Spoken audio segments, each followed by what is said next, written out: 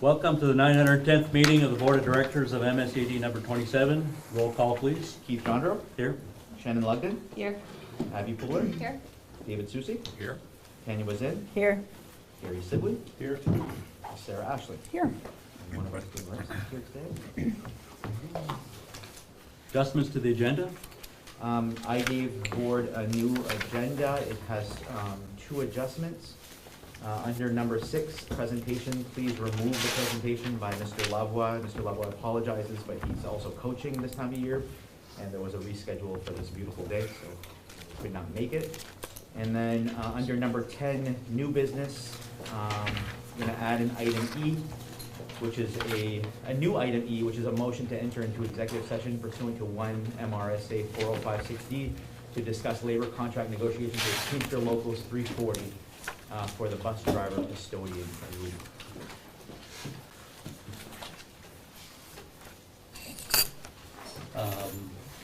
Have we introduced our student rep? Is this our first meeting? Nope, she's been here. Sadie's. Okay, for the board members that may have not met you in the past, because we have, what, 3 new board members? Welcome to the board. Ms. Sadie Pelletier, correct? Yes. We also have Connor Pelletier as well. Connor, yeah. That's not here tonight, but we have both of them. Okay. Very You good. don't have a speech, do you, Sadie? I don't. Save that for the next meeting. Okay. And then the other thing, Mr. Chairman, that we may want to consider in lieu of the presentation by Mr. Lavoie, because we do have some guests here specifically to hear about or to discuss the religious release time. If the board would like to move the religious release time discussion up to where the presentation was, we could do that for those in attendance who are here for that purpose. And that's up to the board. Yeah. Do we have a motion to move item 10C to the head of the agenda? So moved. Moved by Gary, seconded by Abigail. A question, are we moving it to, We'll move it to item 6, presentation, okay, in place of presentation. Okay. Okay. Do we have a sign-up sheet? I do believe over there, Lucy's gonna check.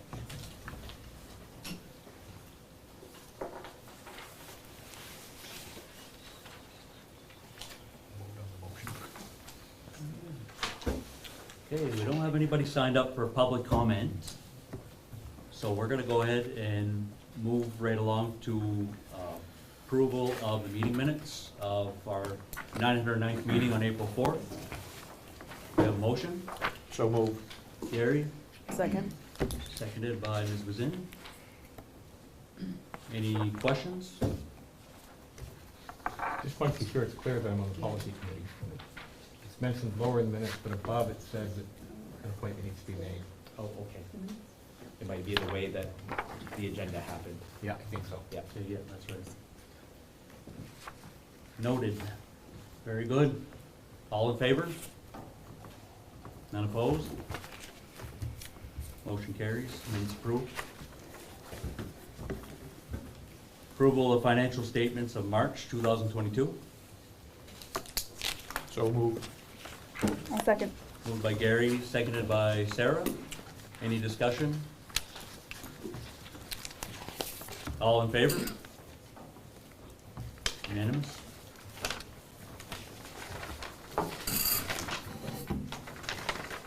Okay, item 10C, which has been moved in place of presentation. Mr. Ben, you want to go ahead and lead Yep. this on that? The board had a workshop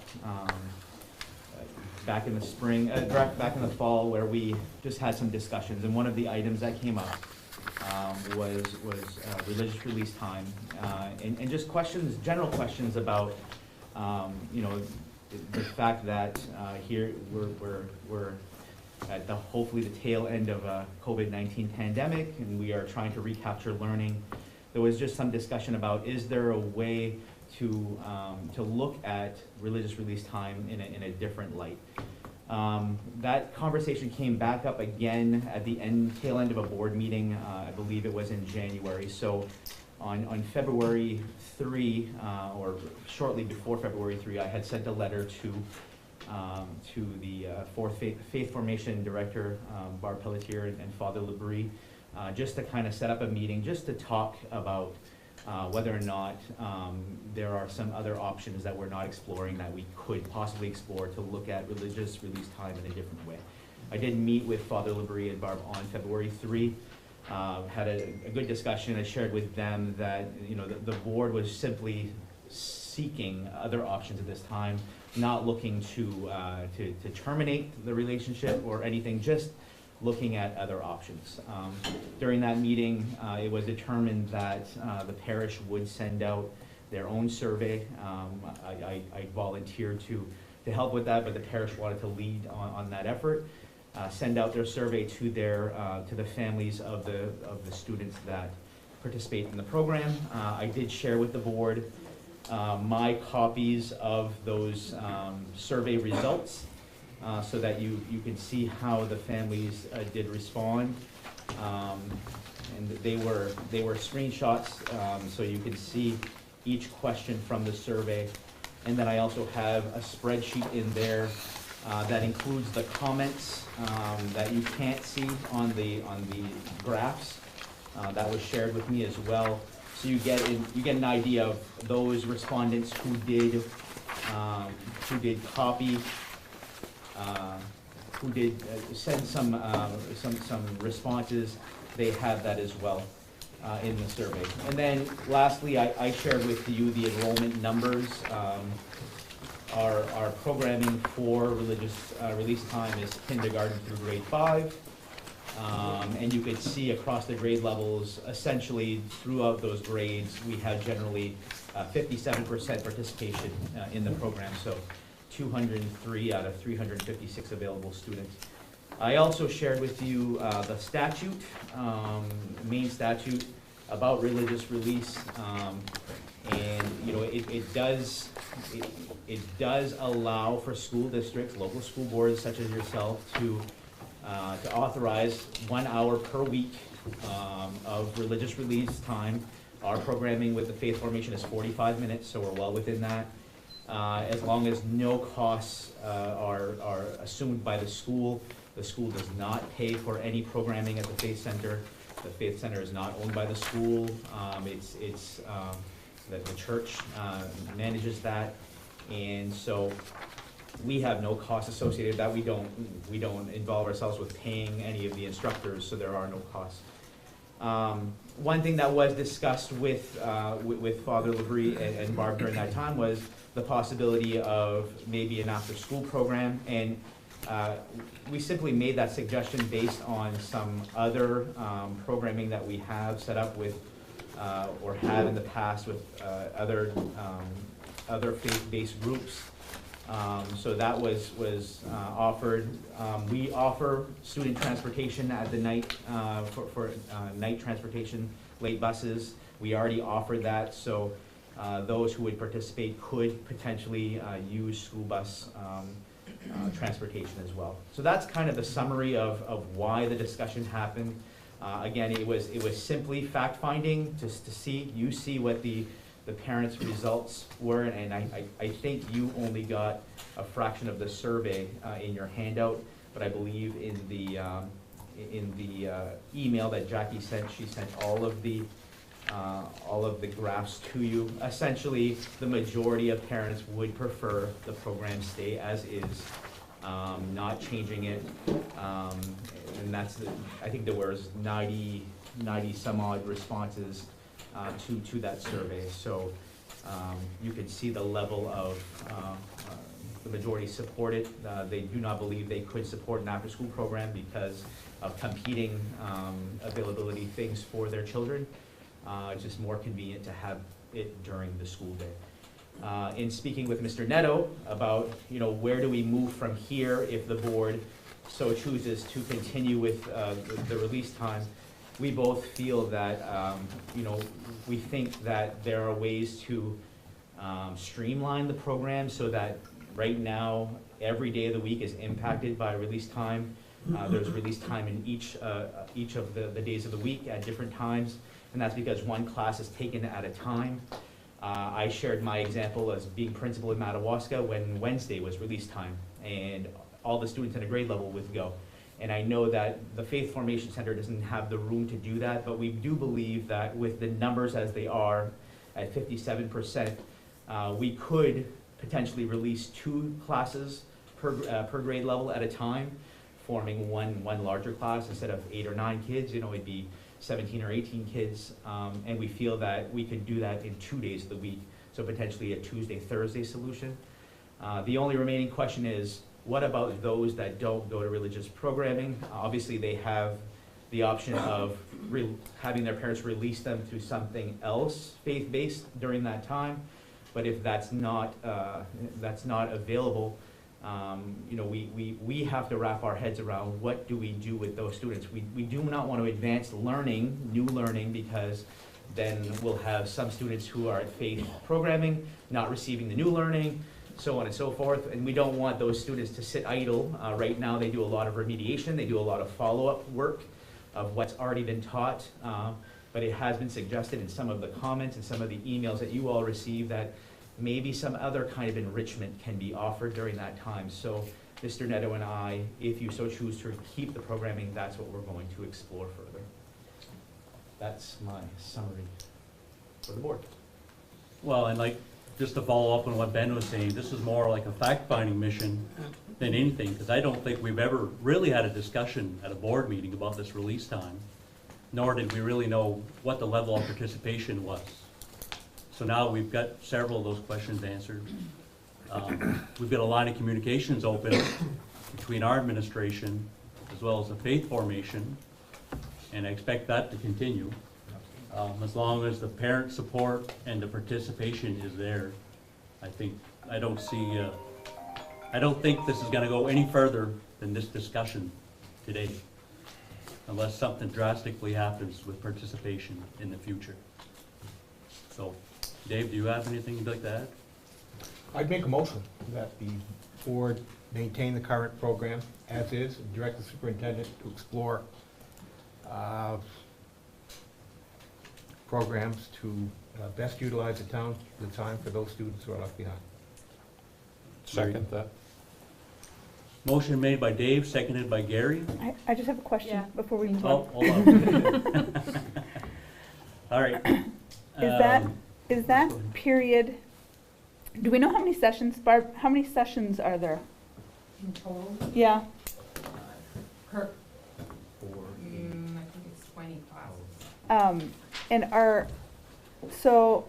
is that, in negotiation, is that part of planning? Because I think that's part of this conversation, right, where But, teachers, or are they counting it as their planning period or well, not? if half that's of where their this kids are there? conversation did start, Right. as a matter of fact,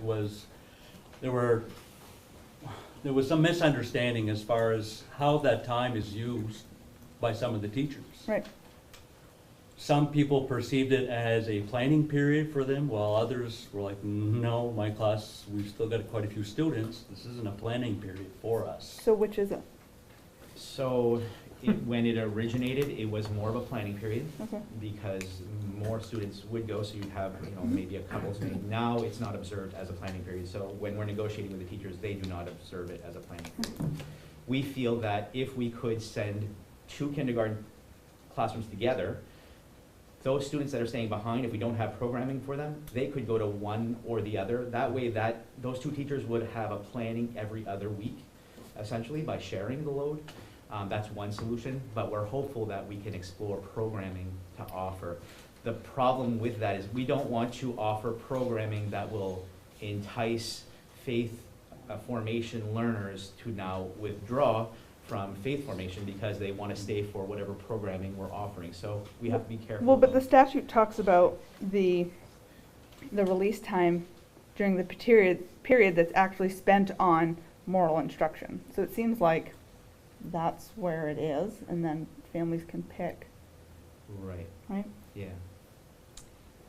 Like, that seems like, I mean, you wouldn't do, like, Lego building, because that's not necessarily, Moral. within the moral instruction, Right. correct, right? I don't know, and perhaps people with better legal skills understand this better. I don't know that if you do not get released, if you're observing release time. I think only those released are observing the release time. Correct. So therefore, the students who remain in school are not observing release time.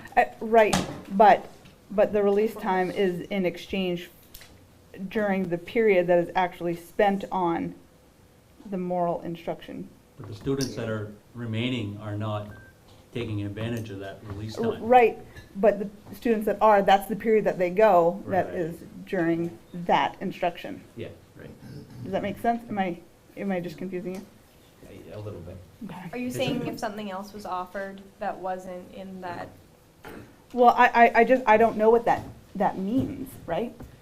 Is your concern that that time might be not used optimally because the kids are just on idle? Yeah, I would like that to be something valuable, and I understand that you can't teach math during that period because of the students that are gone. But what this talks about is that there is room for other instruction happening in that time. Right. General ethics. General Yes, ethics like life type. skill kind of. Yeah, that sort of thing seems like it could fit. Right. So one of the things we talked about that Fort Elementary has had in the past was mindfulness. They used to have Yeah. mindfulness exercises. We had a staff person that could offer that at that time. That staff member has since retired. Right. Perhaps it's connecting with that staff member and saying, hey, you want to come back to offer mindfulness exercises? Then it would be something in the realm of, Right. not faith-based, but at least it's, Exactly, and that's all I'm saying. Outside of academics. Right. We had also discussed the possibility of offering those computer skills classes. Is that something that we could still do? that's actually something that we're gonna have built in the curriculum in addition next year, because we have our, Right. you'll see today, Yeah. a technology integrator, so that's the problem's been solved through the hiring of that integrator. Again, we don't want to offer robotics Legos. Right. Because we don't want to draw kids away from the faith formation either, or have to choose. So it's being mindful of that. Anybody else have anything to add? Abigail? I guess when you mentioned bringing 2 classes in at once, I guess a question for Barb, do you think it would be feasible to have 16 to 17 kids in? Yeah, okay. And that's just food for thought. I mean, Right. Yeah. Barb might come up with other suggestions that, might help as well. But Mr. Neto and I just got the ball rolling because we know that you would have liked some information about how we're trying to be proactive to solve this problem for next year. Can you clarify what the motion was? Was it to keep it and just move forward? Or what? Right, well, what I'd intended to say, I don't know if that's what I said, but was that we maintain the current program as is, but that the superintendent's directed to explore programming for those students left behind. And I'm thinking along the lines that Sarah suggested. But in keeping it, we're still going to explore ways to make it more efficient for the Right. school and the faith center. Do we have like an official policy in our policy manual about release time? No. That's something for the policy committee to work on? Another one. Typically, we don't, we do, but when there's a statute we can point to, it's almost as effective. But if we Right. want a more prescriptive policy based on our future of that program, we can do that, and I can task the policy. I guess the question stems from if we set policy, the administration does stuff, right? Right. So if we don't have a policy on it, it's kind of not for us to say yes or no? Oh, Or is it's it? still you. Okay. You're the boss. But it's probably a good idea, and we'll take that up with the policy committee. We actually will. And it probably is a good idea at some point to set some parameters for, I mean, if we can get something that's going and that for the students that are not opting in, but like if numbers of people that are not doing release time, set some sort of Threshold, threshold yep, where we revisit. where we revisit, yeah. Maybe that's part of the policy, I don't know. Just a thought. Ms. Wazin, anything to add? No, nothing to add. Mr. Sibling? Well, we have a motion on the floor. All those in favor? None opposed? Thank you. Good. Moving on. Item 7, Superintendent. I only have a few updates for you. In your packet, you should have a priority notice from the Department of Education. We tried to keep all of your meeting materials in order so that you don't have to search through. So as we go through the agenda, you shouldn't have to search too far down to get to what we're talking about. This one, the priority notice from the DOE was put out right before April break. And it went in alignment with a meeting that we had with Dr. Shaw just prior to the April break. He wanted to meet with the regional superintendents. For those of you that are new to the board, I serve as the Aroostook County president on the regional superintendents board on the state level. So we have been meeting regularly with Dr. Shaw throughout the pandemic, and he basically wanted to tell us a few things. One of them was about pool testing. He and his staff did not believe that with the way that the Omicron virus is spreading and behaving, he pointed to a 1.2 day infectious period as opposed to the original COVID strain 2 years ago that had a 14-day infectious period. He said right now with that kind of level of movement from the virus, pool testing has essentially no longer been effective because you can get in contact with somebody on Monday and be not quite positive on Tuesday when you test for pool testing, but then you're positive right Wednesday, you're positive Thursday, you're only going to get your result on Friday, and you've already had 2 days or 3 days of spreading that virus. So essentially he says, we as a CDC cannot back up something that is no longer effective. So this priority notice was in alignment with that discussion, saying that the DOE is simply phasing out pool testing. We were a little proactive in our discussion last meeting that we decided at April break we would cease pool testing. It was nice to see that the CDC was in alignment with the determination that our health advisors and school nurses had already recommended for us. The second thing he wanted to inform us about was the SOP that we've been talking about for 2 years.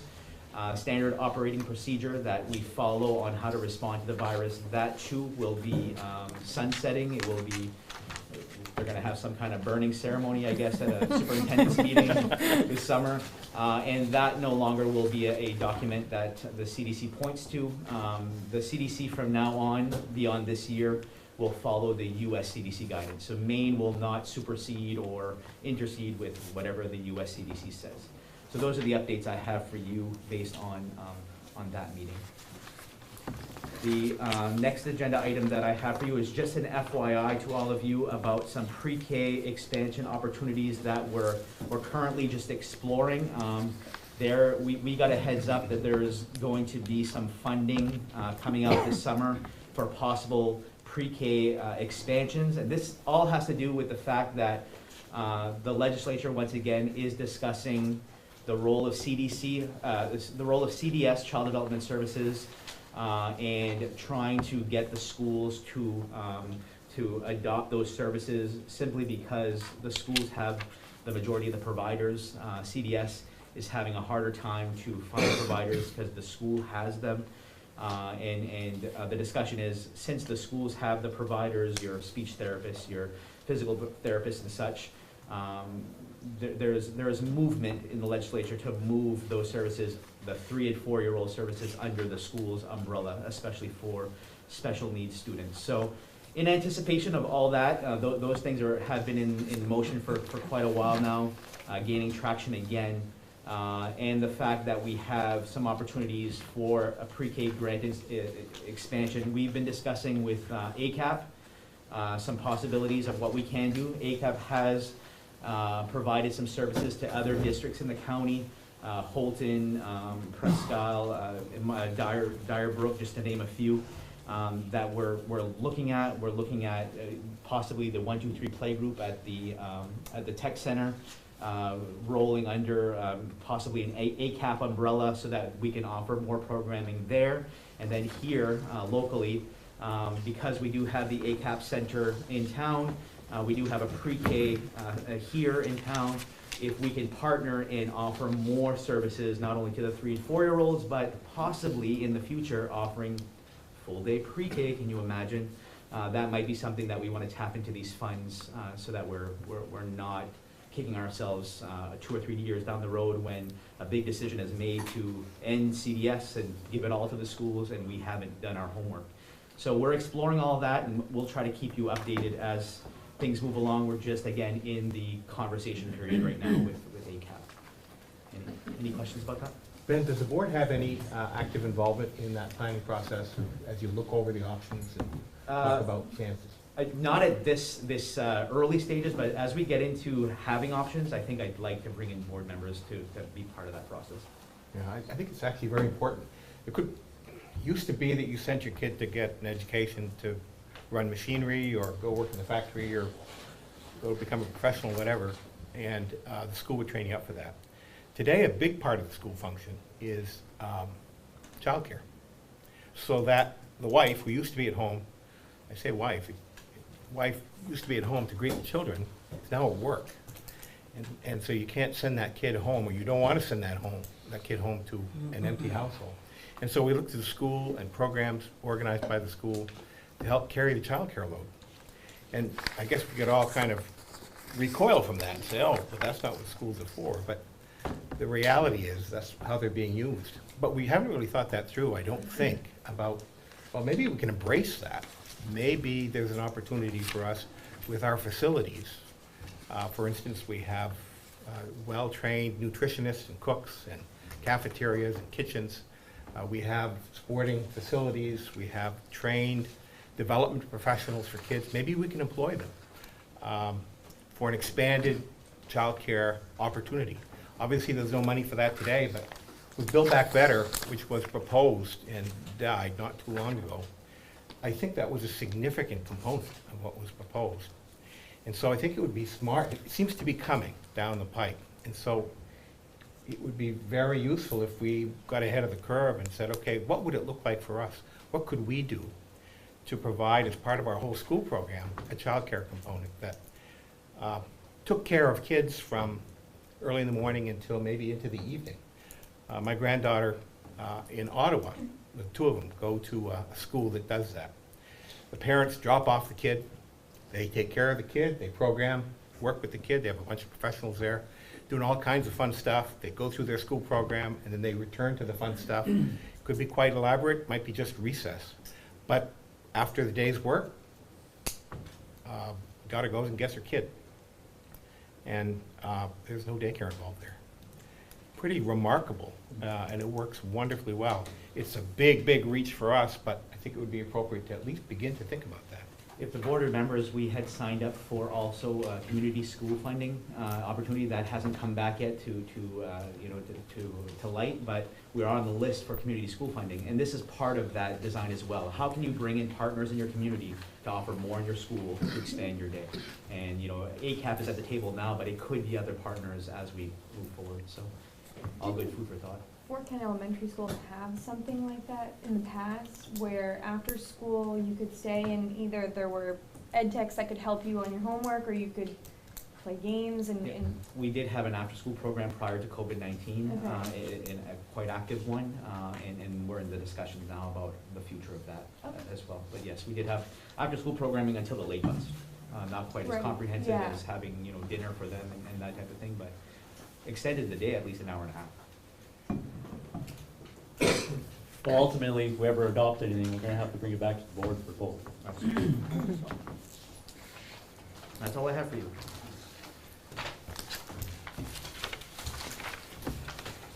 Okay, item C, administrator report. You should have a report from Mr. Coletta, Mr. Neto, Ms. Kelly, and Mr. Sose. And They are in attendance if you have any questions about their reports that they submitted. I do. Jill, look, I love your numbers when you present us numbers. Looking at this, I was a little surprised, but I'm not sure that I'm looking at it appropriately. Can you give us like because yours is about the literacy and math proficiency all the way from kindergarten through 12th grade. Can you give us like big takeaways that we should be taking from your numbers? Well, I mean, the way I see it, we look at it, we have some goals in place, so we make our district goals based on these numbers. We use our numbers to make we have also school goals based on this. And remember that big comprehensive plan that we have at the year presented in the fall? It's basically information from there as well. Okay. And you can see where we had some dips because of COVID, but honestly, it's not as bad as we would have predicted. And then we should see what the spring looks like. But that's how we set our goals for the year. Okay. And then we just keep, reassessing in the spring and in the fall, and then January, and again in May we'll assess again. Are these numbers typical? And I know, No, Yeah, schools are- I feel like it went down, there was a drop. yeah. So when I did math, because I can't stop myself, it looked like we have across K through 12, we have an average of 60% proficiency in literacy and 70% in math. That's the latest one, so 2021. So the earliest one, 17 to 18, we were 67% proficient in literacy, 83.4 in math. So yeah, those dropped. But like when you look at the number of students we have, and I know this is super oversimplifying, but 330 students are not proficient in literacy for their grade level, and 250 were not proficient in math. Like, is that what this is saying? I didn't put the below proficiency, you know what I mean? You have that Okay. in there too. Okay, that's the 2.5. Like, this is those that scored like 3. Right, correct, right. That's, if you look at it that way, it kind of helps you to. Usually when we get the formative assessment data, it'll have 4 categories. You'll have your above, your proficient, your slightly below proficient, and then not proficient. Right. Color-coded. This is just dividing it in half. So the kids above 3, Right. the kids below 3, Yep. essentially. I guess I was just So, a little surprised by those numbers. Surprised because, They're lower than I would hope. yeah, and I think we're in the average, but when you look at, this, I would say 17.8% of students that qualify for an IEP. Right. And then, I'm not sure the exact number of students with 504 plans, but And this doesn't, this is everyone.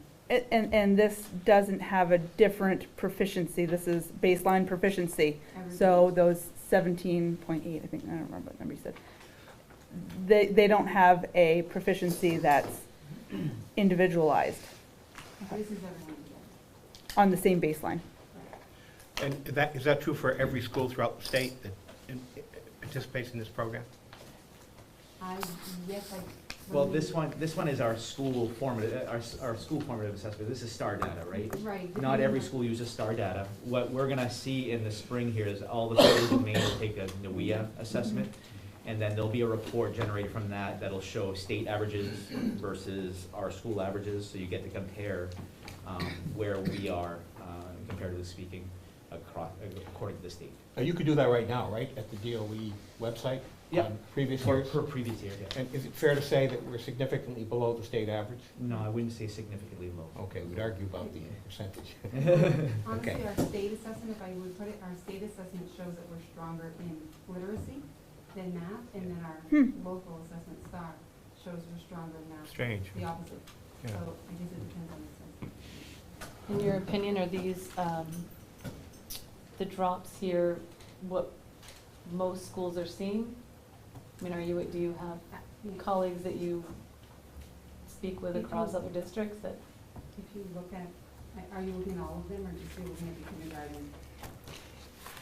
Well, it seems across, well, not necessarily every group, but most groups did go down. Is that, I mean, and we know that we had COVID in the middle of all this, Right. right? So, were you surprised, or is this? Yeah, no, I knew we would have some type of a dip. Yeah. It is, we're hoping it comes back up. We're hoping to. Oh, yeah, I didn't mean for that to sound critical. No, no. More of a, I more know. just, I think it was probably the average dip. So I work in the other schools as well, and through their testing, they did see a lowering Yeah. of all the scores. And just so you know, part of what we've been doing this past year is, you know, when you look at ELA standards, or English Language Arts standards for first grade or second grade, we had close to, you know, between almost 30. So we've been honing down and prioritizing and identifying critical standards.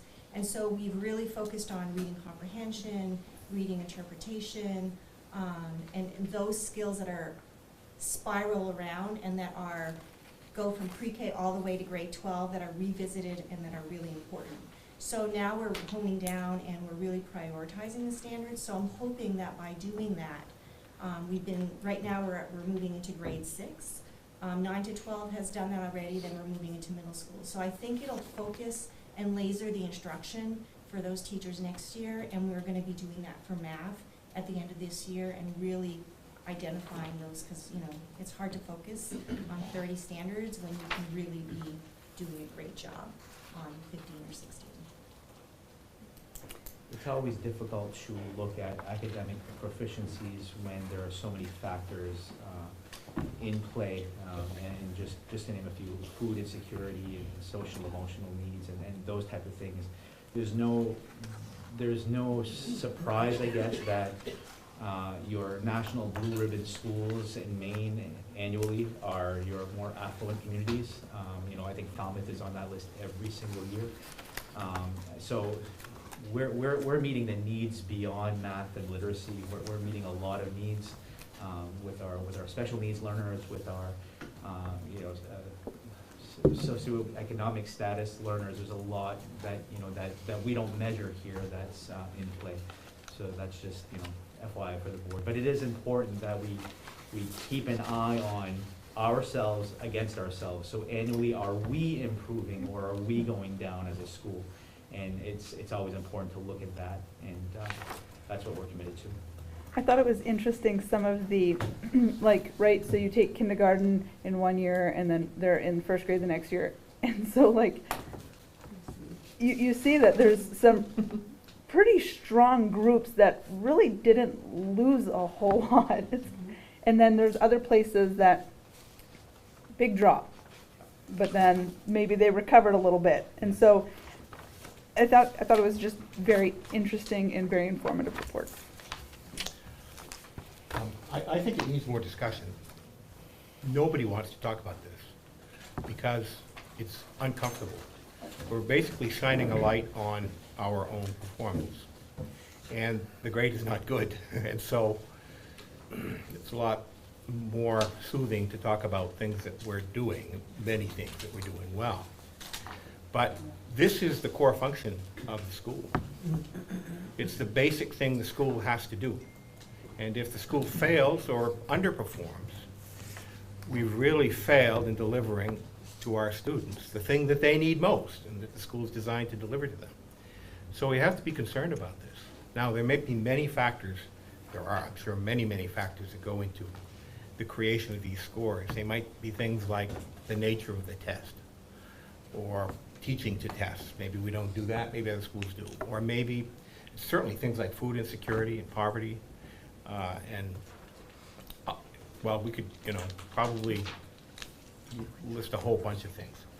But it's still a core function, and I think it needs to be addressed by the board. I'm going to suggest that we put on the agenda for a meeting a discussion more generally, so that we can become informed in more particularity about the nature of the testing, where we stand in relation to other schools, And maybe if there's an opportunity, we could do a more thorough discussion about what the causes of our underperformance are and what we can do to remediate that. Because if we don't address it squarely, it's not gonna be fixed. It's not gonna get better.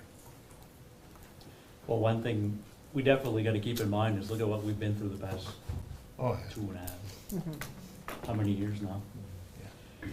And all of our staff and teachers and ed techs and all the support staff, everybody's had to do to get us to this point, and now we're finally gonna get somewhat back to normal. So to look at these past few years' data, I mean, to expect us to have, all of us would have loved to have seen us be on an upward trajectory during that time period with all these precautions we were taking for COVID, remote learning, just everything we've had to do to adapt and overcome. And I think you really have to put this in perspective. Yeah, and I'm not suggesting we do blame seeking. That's not gonna be useful at all. Yeah, I think if we enter into that discussion, we've got to be prepared to say the teachers have done a phenomenal job, and that we are then going to have to look at everything else, like what Ben was, food insecurity or emotional needs, and once you learn something, you have to do something about it too. So, But clearly, we'll never make progress if we decide, oh, the teachers are no good, it's their fault, right? That's crazy. right, okay. I think we just have to go at it with an open mind and with a sincere intention to make it better, not on the backs of anyone, most notably not on the backs of teachers. I mean, maybe the teachers need more support. Maybe that's part of the problem. I don't know. Well, we've got some good data here. Baseline, Sharon? Yeah, and another thing that I want to add that I think sometimes you don't pay attention to is these tests are done online. And this technology integrator position, our kids that are taking this, they're really not savvy at using the technology to read online, to follow, to be able to navigate the sites. And so sometimes they get a little impatient and they won't pay as much attention to it. So I'm hoping that this role of the technology integrator will help their test-taking ability and skills, because I do think that that is a huge variable to consider when they're taking tests. And that's the sort of conversation we've had in the past where some students just don't test well, especially if they're being timed. Some do very well on their homework, but when it comes to test time. It's something to monitor to see if it's made an improvement in their test-taking ability. Absolutely. Yeah, I guess my point is, Yeah. I would like to see more discussion about that, if we could add it to the agenda Yeah. and follow it. Just, to start with, just educating the board on what we do and Yeah. why we do it, yeah, absolutely. Well, that's gonna be a big challenge also for those of us, a few of us have been around for a couple of years anyway, but for the rest of you, this is all new. And we just gotta keep that in mind, and if you ever feel like we're getting to a point where we're moving too fast, please don't hesitate, stop me, stop Ben, ask questions. We got 4 new board members here, we haven't had that in a long time, so. I could ask more questions if you'd like. Oh, yeah, I know Sarah always has questions. But this doesn't have this year's tests on it yet, right? Right. So Right. that's gonna be Right. interesting to see, is gonna be Right. this year's test and that improvement, because Exactly. the kids have had it more in school year this year as opposed to 2021, so that's gonna be interesting to see. Very good. I want to get back to Mr. Coletta's administrator report. Mr. Coletta, I have a question for you. Sure. As far as those students that may need to attend summer school, how soon do we identify those students and make those notifications? We're working on it right now. Okay. Yeah, we'd like to, give them, a good month to think about it. So we start the last week of June, and we're running 5 weeks. And we just hired our staff of 9 instructors. Okay, so we're using the ARP funds that, from last year. Sure. And so we didn't have a problem finding the instructors. Now we're just identifying students to do that. Very good. Yep. I see you make mention of the bully trip, or the bully hike. Is that going to be a one-day event as well this year? Yes, it is. We're gonna be going, Project Augusta is leaving Thursday, the 26th, and we'll be coming back the 27th. And so, sometimes, we've got some instructors going on that trip, and some staying, so the seventh graders often, we have different activities for them to do, so this is gonna work out really nice. The brewery trip will be on that Friday, the 27th, it's looking. And Thursday, we have a MLTI online workshop for the kids on Thursday, so it's the first time we participated in that for a while. Very good. Anybody else have any questions for our administrators? Very good. Moving on. Committee reports, policy committee? We just have the second read of all the A section policies. Those were given to you last meeting. We gave them again to you this time. I didn't remove any of the edits, just so that you could see what exactly is going on in each.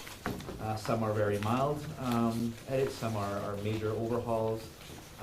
Every single major overhaul was done with one of the boilerplates that came from main school management. So I don't know if the board has any questions about any of the A section policies. I'd like to move the table adoption of the A section policies. And the reason I'm bringing that forward is because I'm on the policy committee and I'm a new member of the policy committee and a brand new member of the board. I serve with Abby, who's also pretty new at this. I looked at those policies last month and it was a good introduction. I don't see any problem with the vast majority of them. There's one in particular that really stands out that I think we need to discuss some more. And it's directly from my background in the legal system. And it has to do with the school system commitment to standards for ethical and responsible behavior.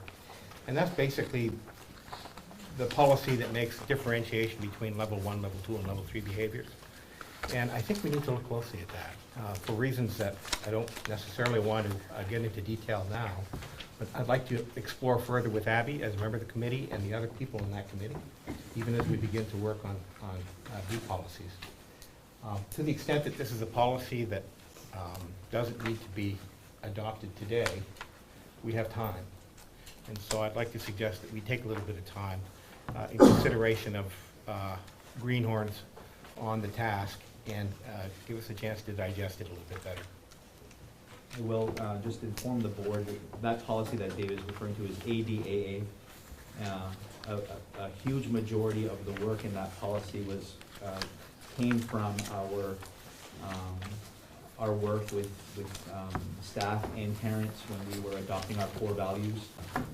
So it's the alignment to the core values, and then the level behaviors, the intervention consequences associated with those level behaviors, and then the very last pages are our core values matrices that were developed by staff and the committees. So just to kind of give you a heads up about what that's all about. Right, and just to give you a heads up about what I'm concerned about, core values thing looks wonderful to me. Very thoughtful, very carefully thought out. Apparently, from what I hear, pretty well implemented in the actual school itself in terms of how teachers and staff are working with that. So that's not really where my concern is. Do we have a second to Dave's motion to table this for further review? Table all of A or just this one? I would say, are we doing this as a package deal? Well, I'll tell you what, we're not printing out all of these for you guys yet. So either way, keep your copies. Well, let me just make the motion to pull out ADAA, and we can go ahead as far as I'm concerned. You okay with that, Ed? That's Yeah. To approve the others as far as I'm concerned. Okay. Okay, so we have a motion to approve section A of our board policies minus the code ADAA policy, which will be reviewed further. Is that Dave's motion? Yes. Do we have a second? Abigail? Any discussion? None? All in favor? Very good.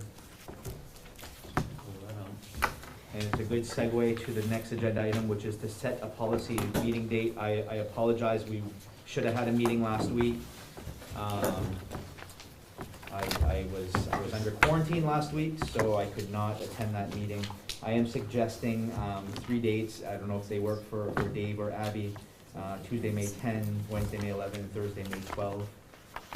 If you don't know now, I can shoot you an email later. I won't be here that week. You won't? Okay, so I'll send alternate dates then, since Abby Thank won't be you. here. Okay, I'll send an email to both you to Okay. follow up. Thank you. Yep. Okay, old business, MSAD 27 transition plan. And this is just a reoccurring item. If the board wants to discuss our current plan, this would be the time. We are all aware that COVID in Aroostook County is designated at a red, but recently, in the past day or so, if you pay attention to the wastewater data and all those good things, like many of us do, it does look like things again are on a downward trend. When you look at our school cases, I'm just trying to bring up our dashboard here. Our school-based cases here in the district were relatively low. Currently, there are 4 active cases in the entire district. 3 Fort Kent Elementary, 1 Fort Kent Community High School. We haven't seen these numbers this low since the school year started. So for what it's worth, that's how things are looking. We had a nurses meeting, a brief one this afternoon. Talked quickly about test to stay for staff now that we don't have pool testing available. Essentially, the movement that the Maine CDC is recommending is if people are not testing positive, they should be going to work. We all know that there are seasonal allergies, there's colds, there's all kinds of things, and all of those things have the same symptoms of COVID-19, so we just can't send somebody home because they have a sniffle. Test them. If they're negative, stay at work. If they're positive, go home. Unless they have a fever, it is recommended that if somebody has a fever of 100.4 or above, they should be in work anyway, COVID or not. Just go make some sleeps. So, I don't know. 4? 100.4. Oh, good grief. 100.4. We have a high standard. So, I don't know if the board wants to discuss anything. Otherwise, we can just move from this item. Good. Okay, Valley Unified Interlocal Agreement. We just wanted to give you a copy, extend a copy to all of you. We had a Valley Unified meeting scheduled right before April break. With some members not able to attend, I felt it was a good opportunity to share what we are going to be discussing at the next Valley Unified meeting, which is essentially the revisions to the interlocal agreement. Some of these changes are simply wording. There's a whole bunch of changes from Regional Service Center to Education Service Center. But most notable is the work that your representatives did with the governing body in working towards a share that is more in alignment with your cost share. So you see that represented with that as well. We did put the supermajority language, changed it from 7/9 to 5/6. It does the math and the percentage as well, so you always have to have at least one board member from each SAU voting in favor for things to be approved. We eliminated the language that deals with the regional school. There's no need for that to be in here anywhere because there is no regional school. So anything addressing the regional school has been taken out. There was also a recommendation that anything dealing with funds have a supermajority vote to it. So you'll see a couple of additional places where supermajority votes have been added. Is if it deals with funds or the bonding authority of funds or anything dealing with funds. And then the withdrawal or termination has new language that essentially allows a member to withdraw on their own without having to get voted to withdraw by your counterparts. Anyone can withdraw with an advance notice that essentially gives 2 years' notice, so that we can figure out how to patch up that missing party. So this is essentially, in a nutshell, what it is. It's still going to have to be approved by the Valley Unified Board, or come to a consensus. And then after that, it's going to have to go to our legal counsel, separate legal counsel for each SAU. And from there, legal counsel may come back and say, wait a minute, you didn't think about this, that, and this. So I don't think we're close to a resolution, but at least we've come this far. I don't know if any of you have anything to offer your regional representatives as they go into their next meeting that we will schedule soon. I found a couple of things under 11. Sorry, is there only numbers? It's still 7/9 there. Yep. Yep, thanks, Sarah. The last time we talked about this, I thought we had discussed 2 years and for the term, and under 6, it says 3 years, but under 9E, it gives an example of 2 years. Which page is that, Sarah? On page 1, line 6, the amended term, agreement shall automatically extend for 3 additional fiscal years. And then under governing body, section E, it talks about the first term extension representing July 1, 2023 to June 30, 2025, which is 2 years. And I thought- think the mix-up was the regional board had not come to consensus, but basically said, well, we'll talk about 3 years. And then I think this board had said 2 when we had a discussion here. Okay. So I think it's up to negotiation when we go back. Is it 2 or is it 3? And I think all parties are gonna be open to. I think the withdrawal is 2, so if the term is 2, I don't think that's gonna be. Seems like it makes sense. Your term essentially is essentially to establish what you offer in that period, so that you're not every year saying, okay, what are we offering this time? You're agreeing to these services for the term, 2 or 3 years, and not revisiting it every year to nitpick about what those are. Right, and we had, I remember, my brain comes and goes in parts of these, but we had talked about, instead of all services, a la carte services, but I don't remember the end of that conversation. Do you remember that, Gary? Instead of saying like, we want to do everything that Valley Unified has, do we want the ability, or does a member want the ability to say, we want these services and these services and these services?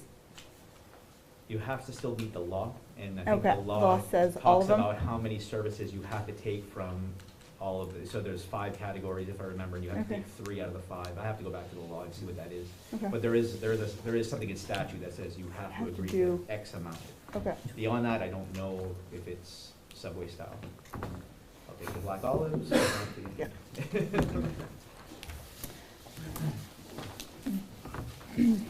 The only other thought I had was, we do the cost share every year, right? So I guess my preference would be to tie the voting to the cost share, and if you're doing the cost share every year, then do the voting piece every year, instead of every 2 years. That would be my, that's because I like numbers.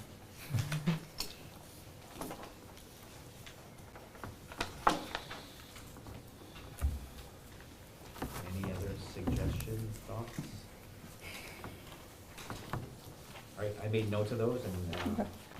representatives, if I forget to bring those up, please remind me.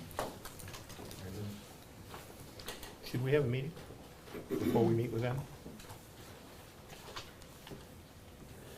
That's what we're doing right now. Are you, But, do you mean just the representatives that are going, or?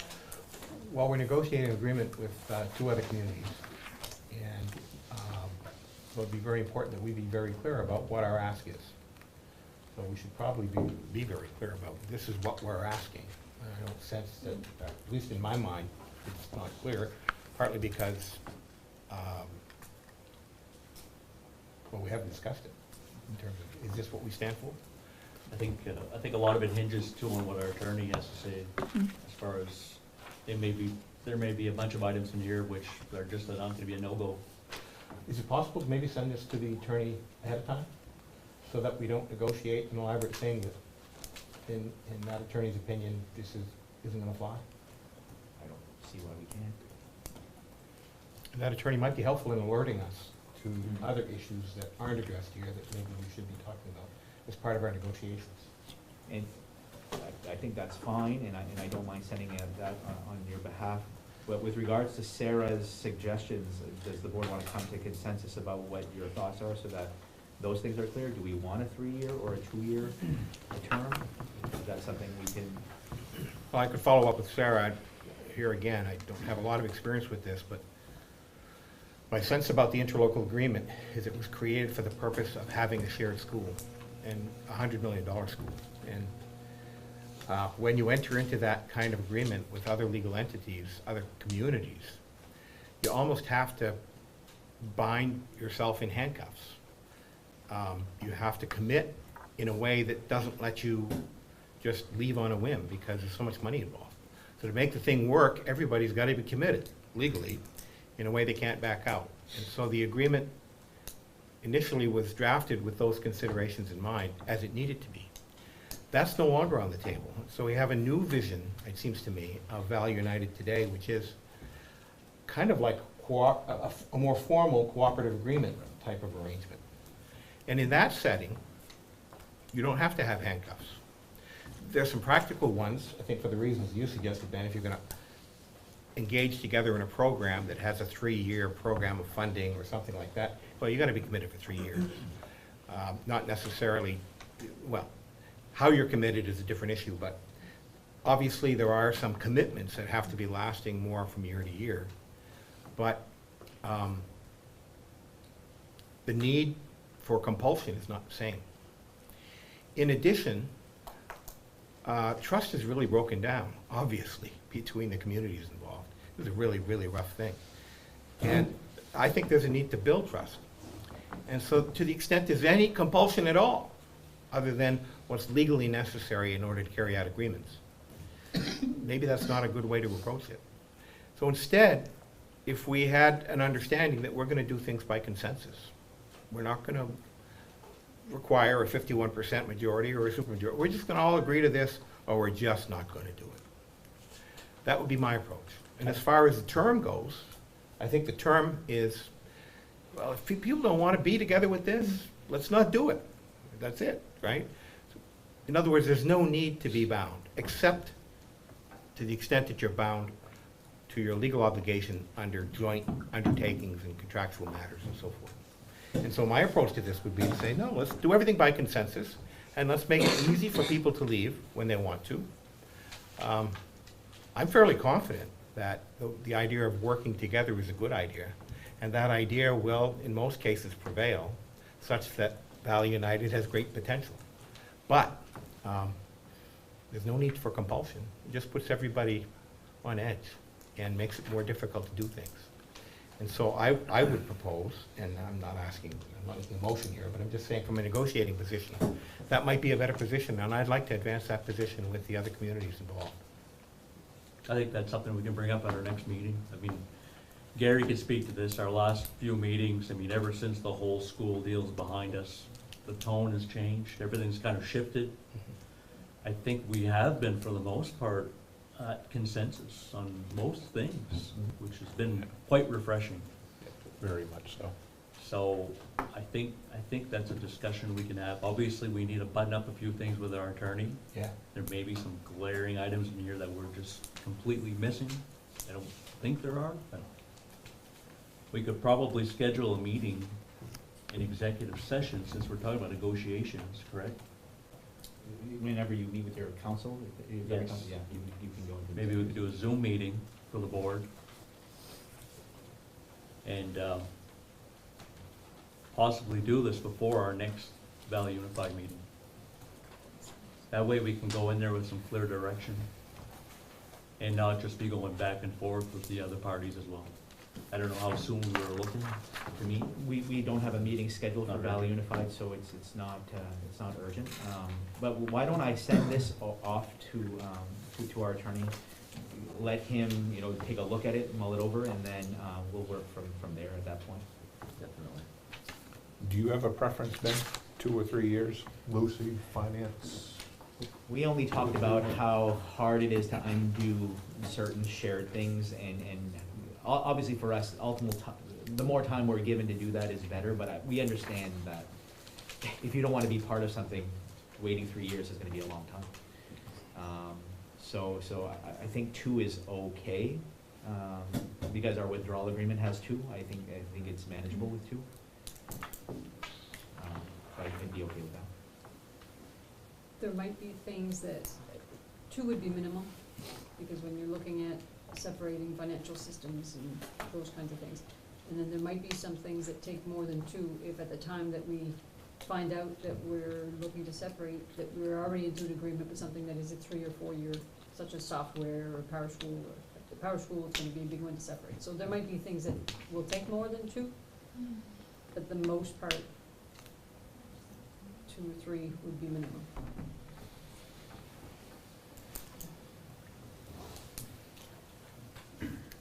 Very good, so we have a plan. Moving on to new business. We do not have retirements. We do not have any resignations. I do have 2 transfers to notify you about. The first one is the transfer of a second grade teacher to the district technology integrator. You should have a letter there from me to Robin Gendro. Robin was one of 3 staff interviewed for this position. And in the end, the interview committee felt that Robin had the skills and the determination to really meet this new position head-on. So we felt as a team that was the right transfer to provide. So Robin Gendro will be our technology integrator next school year.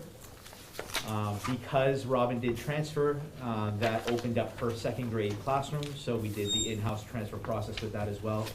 And Heather Houston, who is a Title I-A interventionist at the elementary school, applied for that transfer, and we did accept that transfer as well. So Heather Houston will be going to the second grade classroom next year.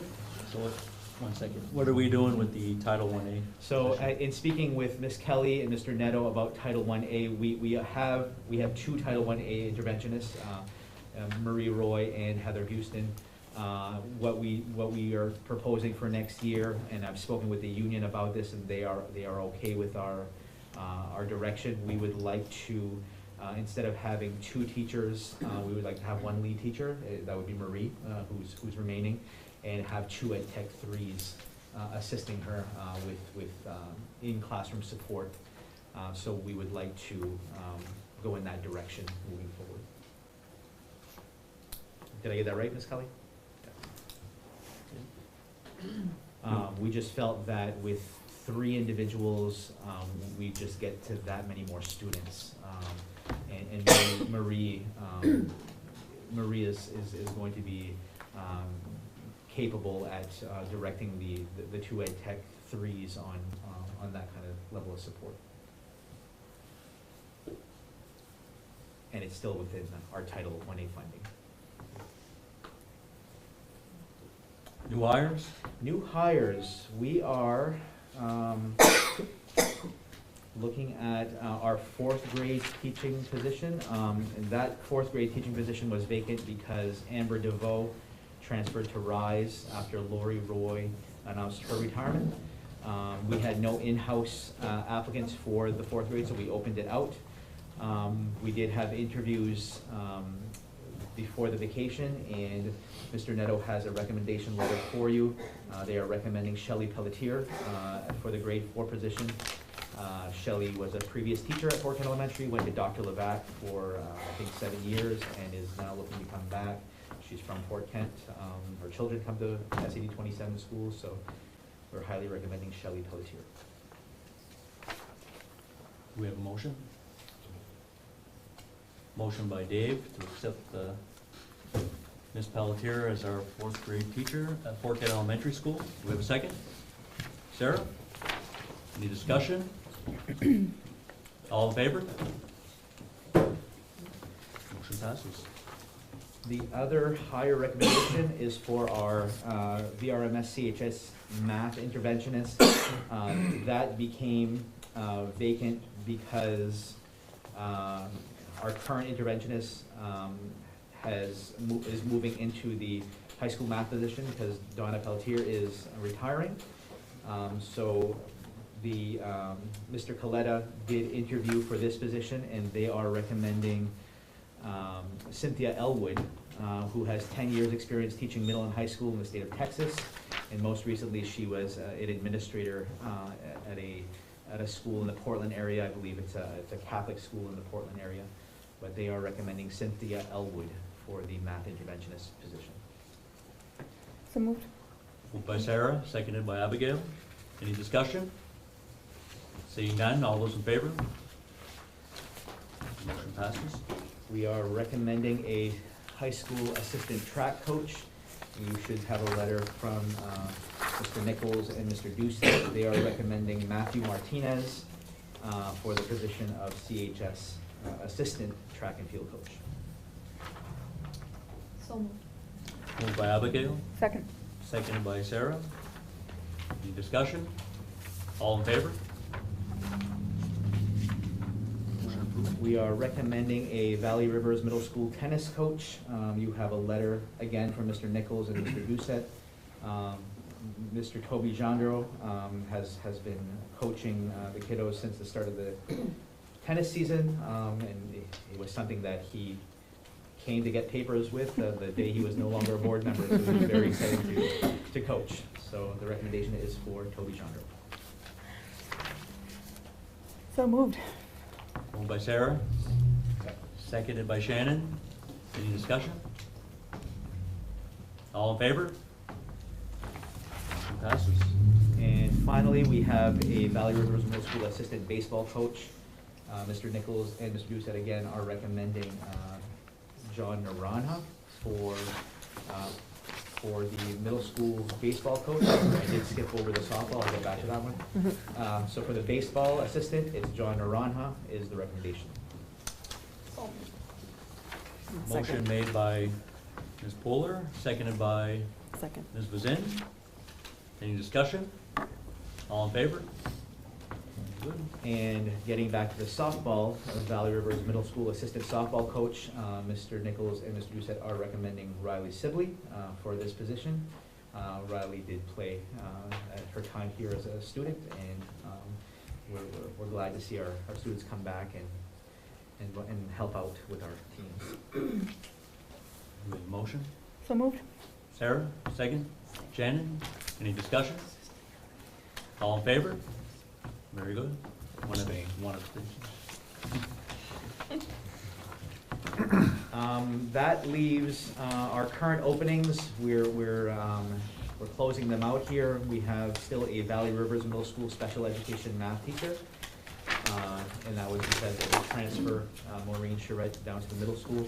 And then we do have Forkhead Elementary educational technician positions, which are also going to include these 2 Title I positions that we're going to post in-house first.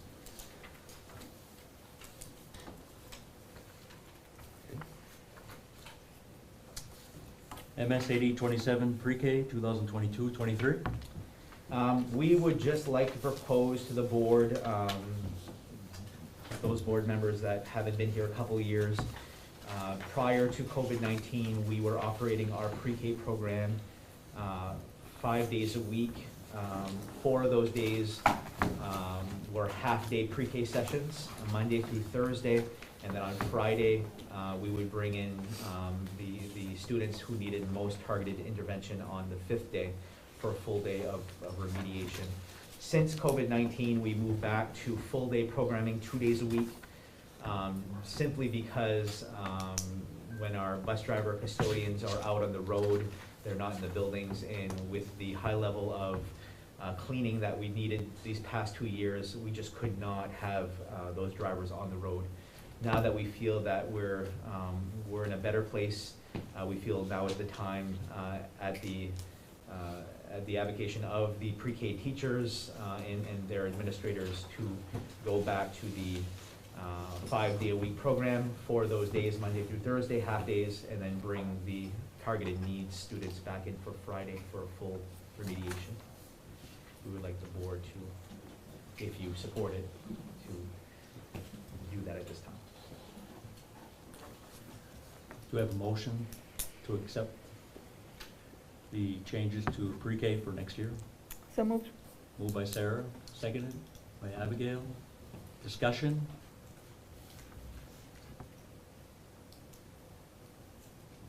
I do believe that full-day pre-K is on the horizon. I think the discussions we've had in the past have been around that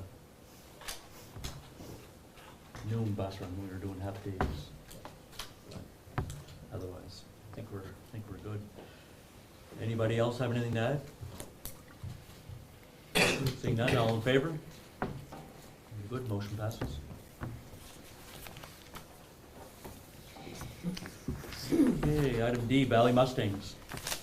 So, last meeting you did have a presentation from the Valley Mustangs with regards to their proposed program. And again, I do apologize for the short window of time to make these kind of determinations. This was brought to us at the time that we brought it to you, and the MPA does have some deadlines that they need to for programming. So what we tried to do between last meeting and this meeting is iron out some of those bigger questions that we had as administrators, that our ADs had, and that type of thing. So I have a document for you there that has some yellow highlights. It was created as talking points with the athletic directors, and then we kind of made determinations from that that you'll see it highlighted in yellow. First, for the fiscal agent lead district, you can't have 3 districts leading a change. So, for example, Valley Unified has a lead district, a fiscal agent, and it's MSED 27. So everything that happens for Valley Unified payments and correspondence filters through SAD 27, and then it's disseminated to the other 2 districts. All 3 are partners, but it's just, you have to have that fiscal agent. We felt that since the Mustangs have been out of Madawaska for all these years, it just was only natural to keep Madawaska as the fiscal agent, the lead district. Their new athletic director next year, Matt McFarland, thank you, has football coaching experience. He has less sports than Mr. Nichols has to manage, so it just felt like that was a good solution to that. So in addition to Madawaska being the lead district, Matt would be the lead administrator, and all that means is that opposing coaches wouldn't call 3 athletic directors to find out, what's going on about this game. They'd call Matt.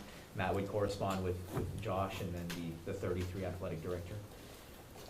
Practices, we talked about very different things. Are we going to rotate practices? Are we going to keep it stationary? With football comes a lot of equipment, and unless you have a U-Haul on the back of G-Nan's vehicle hauling all of this, we didn't know how that was going to work. So we felt that having a location would be best. We all know that we have soccer up and running at that time, and we have to also keep that in mind. So we reached out to the town manager in Frenchville, and simply thinking about, if there are kids from Allagash to Grand Isle that are playing, in order to make sure that one is not traveling way further than the other. Frenchville seemed to be that geographical, if you will, center point as best that we could. So the Frenchville town manager would allow the team to practice at their North State Field area, which is right in town at the recreation department in Frenchville. The games would be hosted Fort Kent and Madawaska, rotating sites.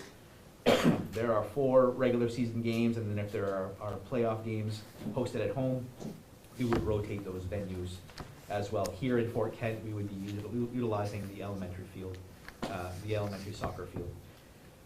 Colors, logo, mascots, I don't know that everyone would be keen on that team turning into the Madawaska Owls football team. They were the Mustangs, they always have been the Mustangs, so we reached out to the MPA and said, hey, if Madawaska is the fiscal agent here, the lead, do we have to change to the Madawaska Owls? And they said, no, you can keep it the Mustangs, keep it the colors that they are, so the black and the gold. That'll save a lot of money on expenses on altering helmets and that type of thing. So in sticking with the tradition of the Mustangs, it would stay the Mustangs. And then obviously budgeting is the big question.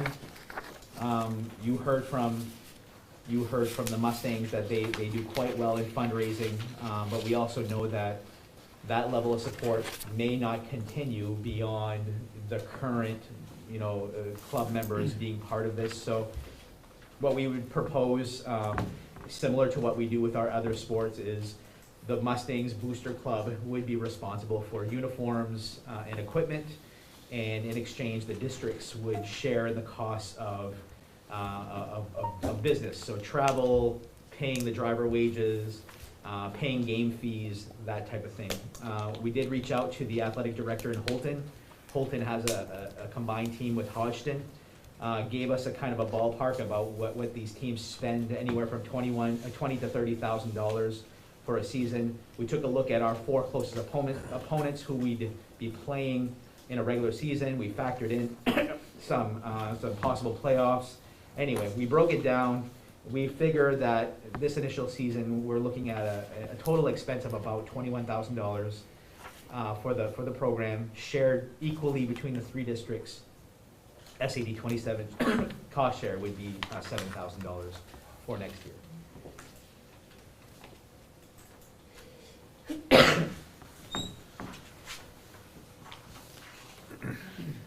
I did provide you also with some statistics when the chairman and I were speaking about getting things ready for this meeting.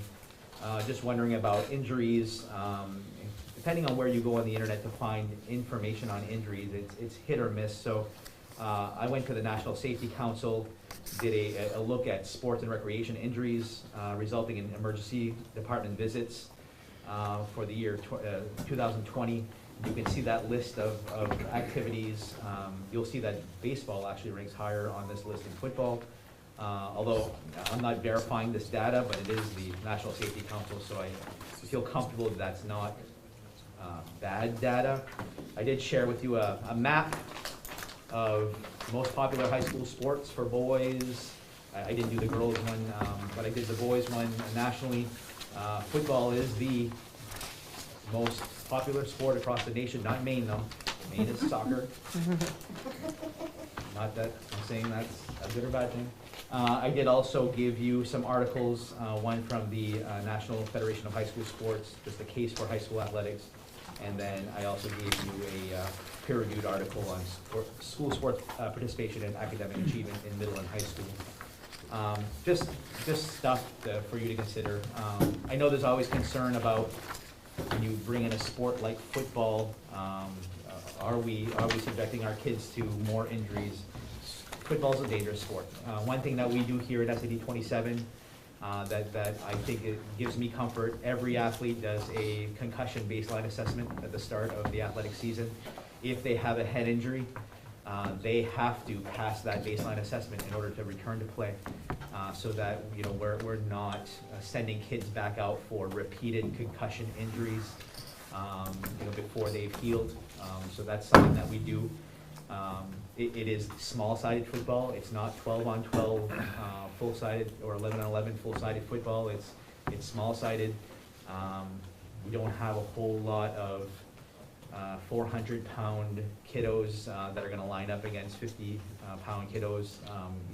Our smaller kids are going to play the JV sub-varsity program. The ones that are ready for the varsity program will play that one. Ultimately, injuries will happen. They happen in all sports. But we are, if approved, we're getting a program that has all of the required safety equipment and the helmets and pads and so on and so forth that would be part of it. Have the other 2 districts voted on it yet? Yes, They approved it. they both approved. What were their concerns? SAD 33's concern was about their own enrollment at a third cost share. You know, if they obviously have less enrolled players, you know, that was a concern. Gina Ann shared with them, you know, the interest level that she has heard from their athletes, at 3 or 4 athletes, and they felt comforted knowing that there was some interest at their school district. For Madawaska, it was primarily budgetary concerns. You know, does it fit within the budget? At $7,000, it fits within your current athletic budget as is, just based on the flexibility that we have in that. So it's not breaking the bank by any means. Well, I guess my concerns are mostly budgetary.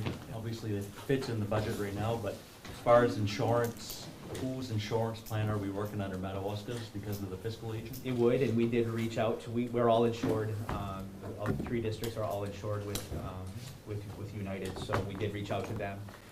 There is no raise in premiums, there's no difference offering a football program versus a ski program versus a basketball program. It all fits under that athletic umbrella, and adding a football program does not cause concern at the insurance. So that figure that you're presenting, that's all inclusive of insurance, field maintenance? Yep, Madawaska's insurance will not go up due to adopting this program.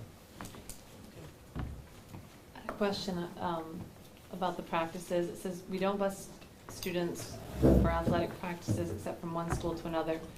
So are they not able to take the bus from here and get dropped at the field for their practice? The practice will be in Frenchville, so Right. what we're not gonna do is provide practice transportation. We don't do that for Right. any other program.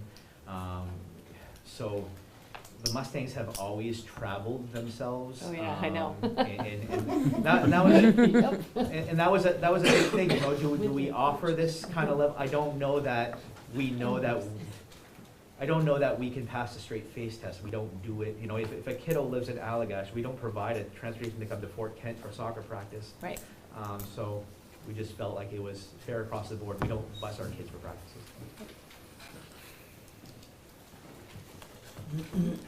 This was based on a certain number of games, but you mentioned something about a JV. Are we forming a varsity and a JV? The program involves both, and they always play the same They play the game. same So they day? bus together. Okay. You know, the JV game will play and the varsity game will play. So there's no additional cost. Okay.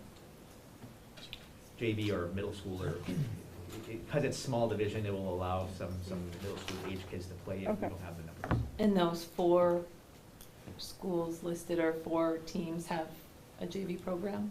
Those are the 4, I just did that for budgetary purposes. Okay, I was just curious. We don't know if we have a schedule yet, because if approved tonight, I've got to reach out to the NPA tomorrow, ASAP, and say, hey, can we get a schedule? The NPA might say, you're too late. We think we're still within the window. They said late April, early May. So we're right at the early May stage, but we're hopeful that it's these 4 teams. I'd make a motion to approve a cooperative football team with MSAD 33 in Madawaska. A second. Motion made by Gary, seconded by Shannon. Further discussion? Go ahead. No. You say suicide to oppose the football team, political suicide anyway. I'm going to vote against this, but I want to tell you why. I understand there's a strong-headed scheme of support for it, and this may be just a futile gesture, but there's more to it than that. First, let me explain to you what I've observed from the very little I've observed about the Mustang football team. I ran into a parent of a Mustang player this fall, and he just brought up that his son was playing with the team, and the guy was so pumped and so enthusiastic. I really, frankly, have never seen a parent more pumped and enthusiastic and happy. So this is great, you know, this is really fantastic, and obviously it is fantastic. And so that program is pretty special, obviously. There's another feature to me that makes it stand out, and that is it's privately funded. The players actually go out and beat feet around the community to sell tickets to fund their program. And they get support, other support from the community, and they do a lot of really hard work. And of course, the parents pony up big time. And that privately supported program has enjoyed huge success. I like that model of a privately supported program. And I'm afraid that it's going to get absorbed into the Borg of the government school system. And it's not going to have the same enthusiasm. It's certainly going to cost a lot more money. And it's going to lose something. And so instead of absorbing that program and wiping it out, I'd like to try to think of ways to make more of the programs like that. My bottom line concern, though, is budgetary concern. $7,000 is not a lot for our district. But it's not really $7,000. It's going to be more than that. Sinking funds for equipment, creeping costs associated with equity with the other teams. For instance, how could we ever justify making the Mustangs, each Mustang player go out and sell how many, 150 tickets? How many? No. It's a big chunk of tickets. They've got to go out and really beat the bushes to raise money. I mean, if they're doing that, shouldn't the basketball team be doing that? In fairness, are those privileged characters on the basketball team and the soccer team? I mean, come on. If the kids have to do this, if the parents have to do that, well, everybody ought to, or nobody should. And so I think there's a real equity issue there too, and it's going to result in, it should result, frankly, if there's fairness, in higher costs. There's another thing that I'd just like to comment on. I do this primarily out of just an obligation, I think, to put information out there that hasn't been provided to you. But there is a nationwide controversy today about national pro football because of brain damage that pro football players suffer. Suicide cases that are later on autopsy revealed to be brain damage from a condition called chronic traumatic encephalopathy. Big name. It's not that, there's just becoming more understood, but it's what killed, for instance, Muhammad Ali, because he took a bunch of hits to his head his whole career. But this isn't concussions. This particular condition is obviously enhanced by concussions, but it doesn't require a concussion to produce the damage that this particular disease produces. The damage it typically produces is it diminishes brain capacity, and it's associated with a high risk of memory loss, behavioral issues, and depression. It's a serious problem, so serious that if you go on the internet and check, school boards throughout the United States are wrestling with how to discontinue their football programs. Because for those other school boards all across the United States, football is the game, the sport. And to try to dismantle that is a really difficult undertaking. We don't have a football team yet. Maybe we'll know more about CTE in the future, that we need not be concerned about it. But but I've researched it a little bit, albeit on the internet. Risky thing to do. But it's not hard to find information suggesting that this is a real problem. And so we should be cautious, and I think we should be wary before we expose our children to a risk of harm that, mind you, is not concussions. In other words, the damage caused by CTE will not show up as a concussion. They'll pass a concussion test. But the repeated micro-trauma is showing, and this is a new thing, mind you. I mean, they've only been discussing it, as far as I can tell, for 10 or 15 years. Serious problem.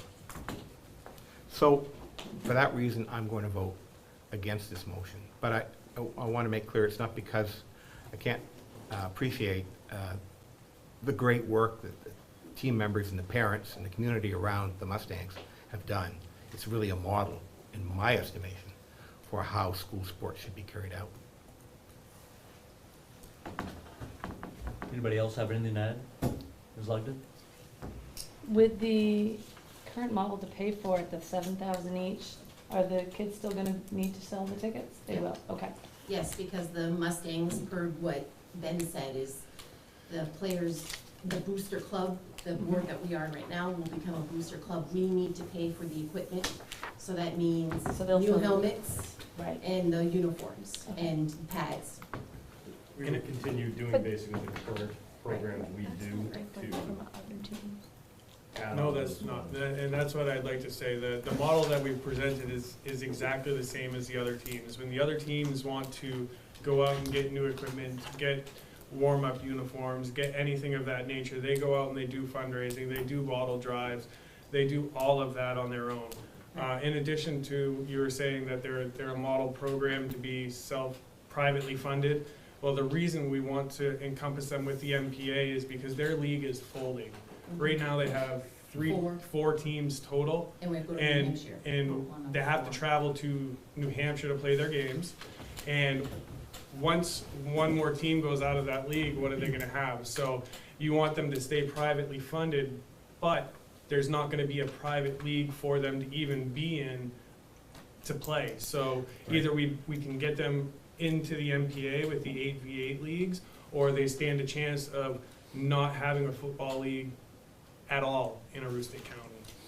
I also want to address the CTE. We did a lot, I know the coaches have to do a lot of training for concussion, and I know that the CTE does come up as well. And there's a big difference between the size of our students that are playing. I think my Manny and then Lance are probably the biggest kids there, and they're nothing compared to even college or NFL. Correct, and when it comes to injuries, I'm the athletic trainer for the school district, so when you're looking at injuries, you're actually looking at more severe injuries when it comes to soccer athletes than you are football. That's only if you consider CTE not a severe injury. Right, but you have to encompass everything. You're looking at one very minute thing that happens over it happens over a long period of time. It's a repetitive injury that happens. So when we look at injuries, we need to look at injuries that are sustained in the short term that could be a long-term thing as well. So more severe injuries happen in other sports than in football. Football is a contact sport, yes, but injuries happen less often than you would think compared to a sport such as soccer, where it's high contact with low equipment. You know, so you have to encompass everything. You're looking at one small, it's not a small issue by any means, but you're looking at one issue in the whole realm of everything. I have to say, I don't have expertise on CTE, okay? But I have to say, too, that I'm really surprised that the athletic directors have not brought forward this information, because it's not a minor thing. The recent Boston University study that I read about says that 1 in 5 high school students who participate in a football program develop symptoms of CTE. That's not a minor thing. It's not tracked in emergency room admissions, obviously, because it's not that kind of injury, but it's not an insignificant condition. Right, and I'm not saying that it's insignificant. I'm just saying you have to encompass the whole thing. When you're looking at medical injuries, it's not just the one issue. And not, I mean, I feel like you've made your mind up, but just for anybody else that's here that hasn't, as far as the behavior and depression that might be associated with it, the reason I asked about transportation, Jesse coached last year, my husband, and he traveled 4 young men almost all year and I traveled them back and forth quite a bit too, because he was working out of town, and the first few weeks of practice, I had 2 in my car who got in and did this the whole time, and didn't talk, and didn't look up, and didn't make eye contact. And at the end of the season, the camaraderie that they had shared with each other had changed everything, not just the car ride, but on the field when they got there. They found peers that they had something in common with, and it made a huge difference. And that's what one of the articles that Ben gave us, it talked about some of that too. And these are kids who they're not gonna play soccer. These 2 in particular, they didn't have peers that they came to school and hung out with. And they did get in trouble a few times at school, and they struggled. And it didn't fix them. They still get in trouble some, but they're not nearly as depressed, and it made a huge difference, I think, for them. And they're not the only ones, they're just the ones that were in my car. Well, definitely the potential for brain injury or other conditions that can be permanent and irreversible are definitely something we have to take into account. But I think whenever you look at the overall benefit, you do the cost benefit, and I'm not talking about just dollars, I'm talking about overall, as Shannon's mentioned. I think, from my standpoint, I think it fills a niche for certain students who don't fit a certain mold with certain programs.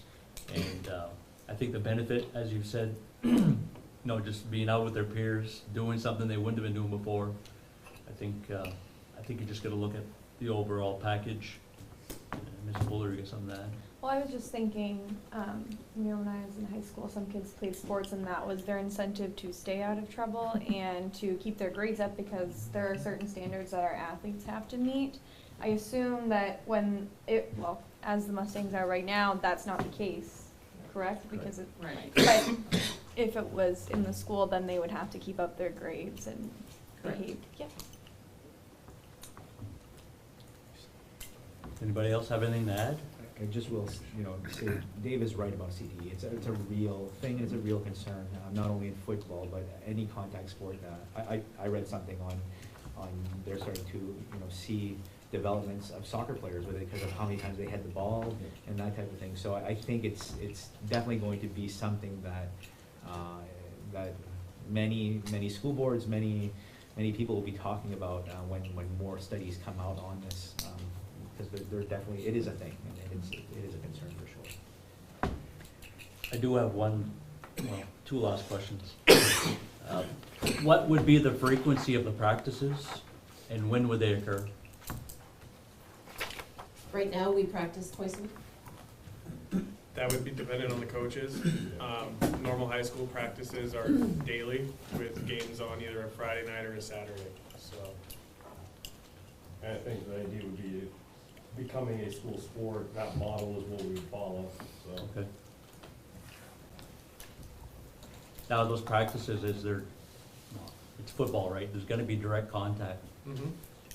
But initially, just kind of, So I'm not familiar with football practice. There's rules, I believe, in build-ups. Yeah, You have to, guidelines. when you go into preseason, there's days with no pads, and then you're just your helmet, and then you adjust your shoulder pads, and then you progressively build up to full pad contact practice. You don't jump into a season right away, full pads and. So there's conditioning that takes place, Correct.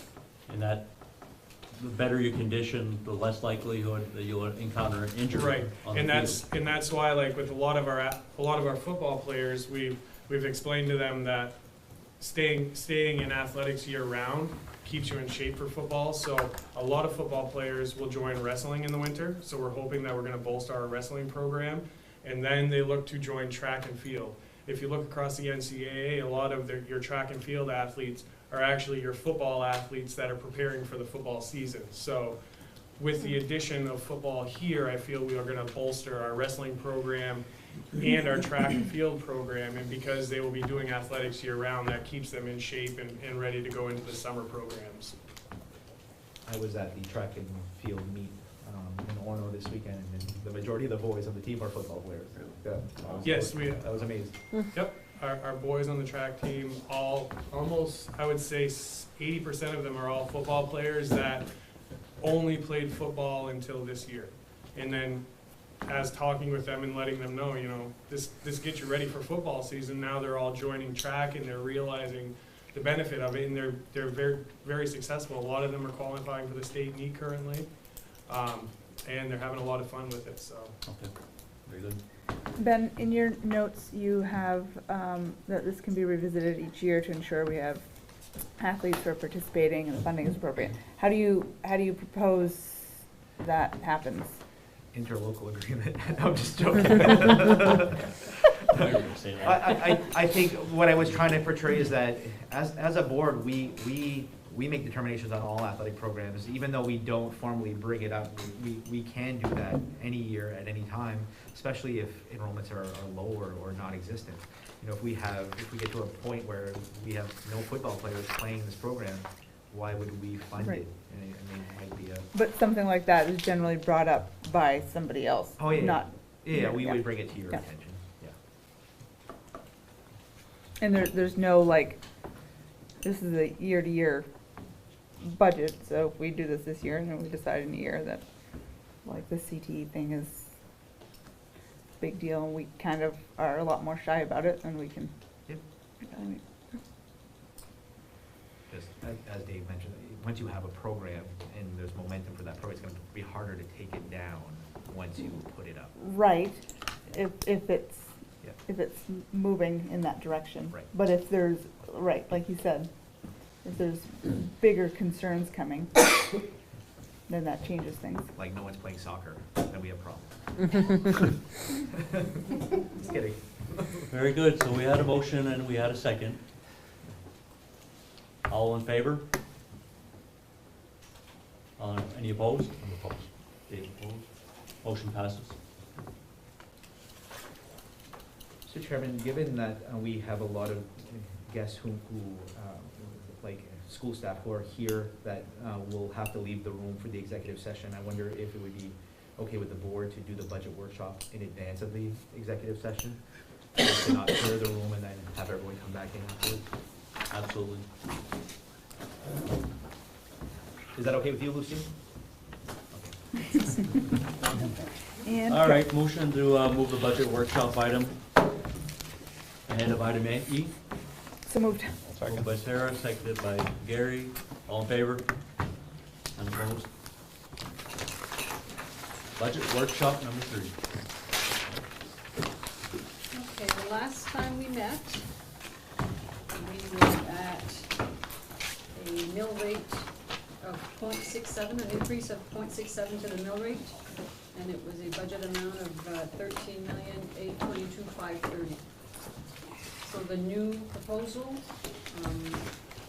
reduces the budget by about $138,510, and that was accomplished by the health insurance that came in at lower rates. The Anthem Blue Cross came in at 2% increase, and the Allegiant Care came in as a 4% increase. So it allowed us to, so if you look in your package, you have the summary of the reductions that we've made the last budget, and in pink you have the reductions due to health insurance. So that has allowed us to bring our mill rate increase down to 0.3 instead of the 0.67 that we were at last board meeting. So the highest increase, it would mean an increase to town of Fort Kent of about 4.5%. The next, the highest up would be Wallagrass of 5.6%, and everybody else would be below 3% increase in the tax assessments. And you can see that with the sheet with the red arrows.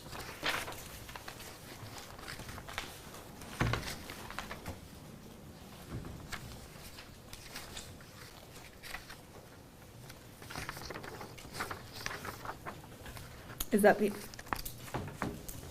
only change since this last one?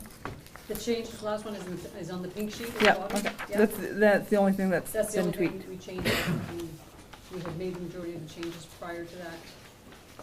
And in early April, the health insurance is only ever released in early April, and the Allegiant Care, actually, I just found out last week.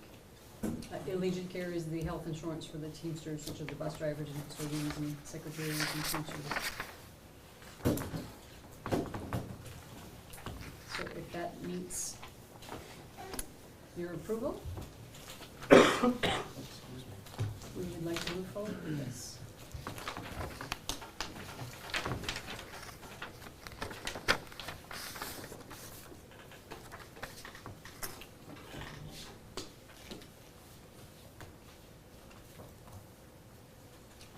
I think for some of our newer board members, some of us have been around for a while, it is definitely a lot to digest. And I think with everything that's going on out in the world, I think we really need to be mindful of everything. Ask the questions that need to be asked.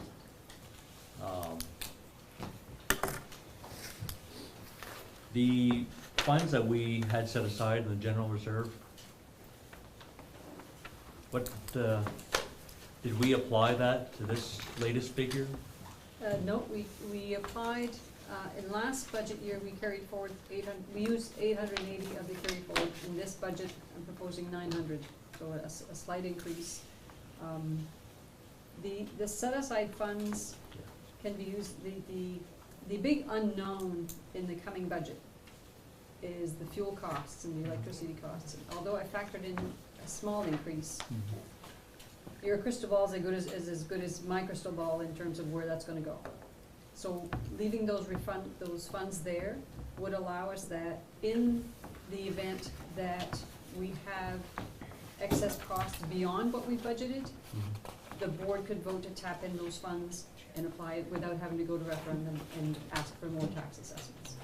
So my proposal is to leave them in the reserve fund and to use them throughout the year if we feel sort of like we can add an article in our warrant that basically says, set aside those funds as a fuel reserve account and to only be used in the event that the cost of fuel in the transportation and or the facilities areas of the budget, so your heating fuel or your diesel for the buses, if they exceed what we budgeted, then the board could vote to use some of those funds. What percentage over last year's fuel budget did we account Don't for? remember off the top of my head.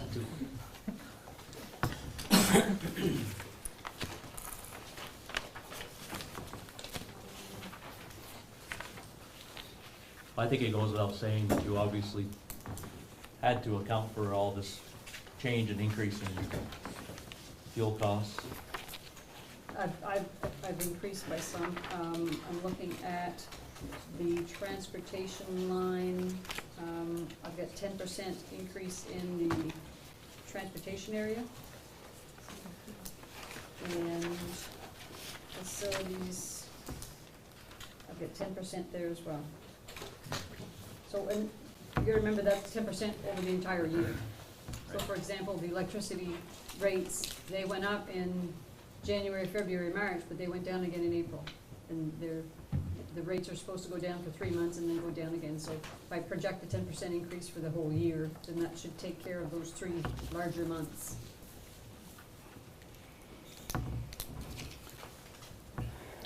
I'd make a motion to approve the 2022-23 budget as presented and to set the budget hearing date for May 18, 2022 at 6 p.m. and the referendum to be held on June 14, 2022. Do we have a second? Ms. Bowler? And just for your information, in that motion, I will include the amount, the total amount of the budget. So that as presented shows that we approved, you approved a budget of the $13,683,960. Any discussion? I have a question. Sarah?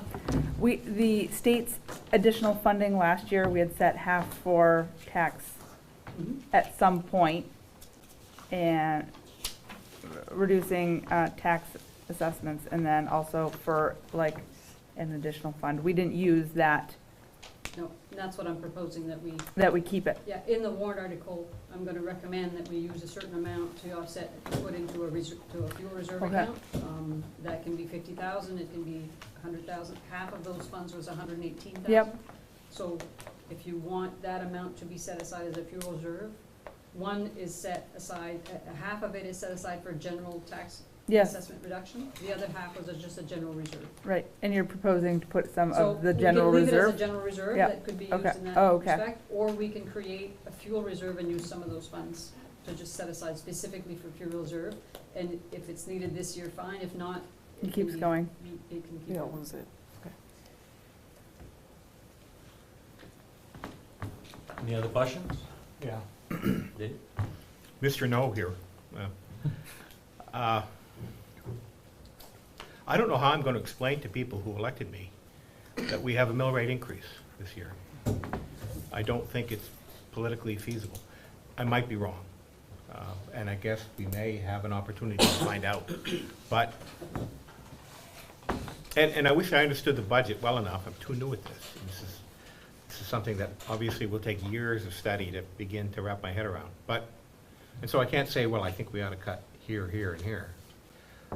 But politically, and in fairness to the taxpayers, I don't think that we can offer a budget this year that involves a mill increase, even though it's a very small increase. And so, I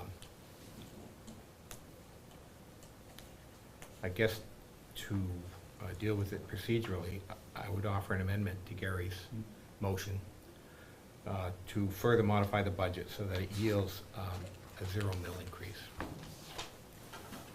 And I'd offer that as an amendment. Do we have a second? Dave's amendment? Just to clarify, that would require an increase of about, a decrease of about $181,000 or more to achieve a 0 Roughly mill increase. what you did this time doubled.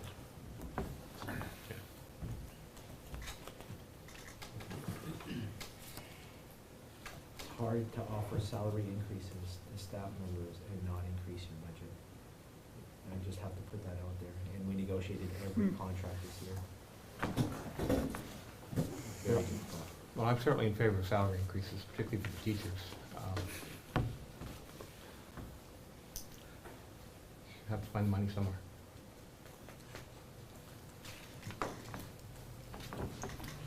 Does anybody else have any discussion on Gary's motion?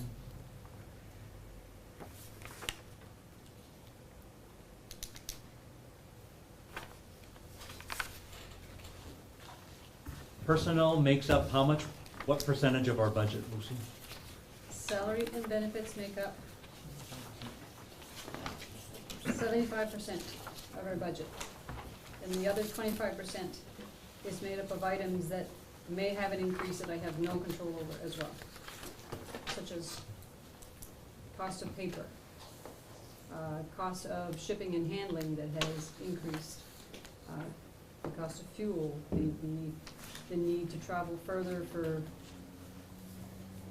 sports. There's some things that I cannot reduce. And that would require reducing other things that may affect staffing. Bottom line is, if we were to go with a 0 mill increase, we'd be looking at moving programs, which in turn would include removing personnel, and it directly affecting education. Well, what does that So mean? while that's politically expedient, as far as if someone was, want to get reelected, that's understandable. But That's not fair. I'm not looking for reelection. I just got elected. I'm just telling you that I think there's a real problem with asking for a tax increase right now. And I wish I could say that I think this is where the weak point is and where we can make changes. I'm not schooled enough, frankly, in these budgets to be able to offer. I could offer some suggestions, but I wouldn't feel confident that they make a lot of sense. That's the sort of thing that typically a committee works with someone like Lucy to hammer out. I think I mentioned this at the last meeting, what sort of position our new board members are in. Coming in onto the board this time of year is one of the worst experiences that I've personally experienced myself. You're tasked with passing one of the largest budgets in the St. John Valley. Lucy, how long have you been doing this? For this district, 14 years. And before that? In total, 21, 22 years. I think what was most helpful to me, as far as the summer, I think it was really helpful to be on negotiations. I learned so much from that period of time because we negotiated every single contract. It was very time consuming, but I learned a lot as far as what goes into those bargaining agreements, and it gives you perspective on what, you know, different salaries are according. So I don't know if this is allowed, or it might be helpful to give new board members a copy of our bargaining agreement. Yeah, they can. I just think it's really helpful to look at. It opened my eyes. There's a lot of data here. There's so Right. much data. I understand that. And that's why I don't presume to tell you what I think should be done. Sure. But I will tell you that if I was looking, the first place I would look would not be teachers' contract right. increases, right? It would be, frankly, and this is just a spitball, I'd be looking at administrative costs. and saying, can we make significant cuts here?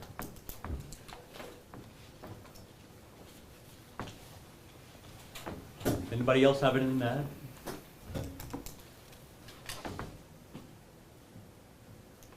Nobody's making eye contact with me, so I'll take that as a no. Gary is. What's the motion that stands right now? The motion that stands was to approve the, Just to Gary made- approve it as Gary it made the stands. motion? As written here. As written, okay. As proposed. And that was seconded, Yes. okay. All in favor of this next year's budget? Very good. Any opposed? One opposed? Motion passes.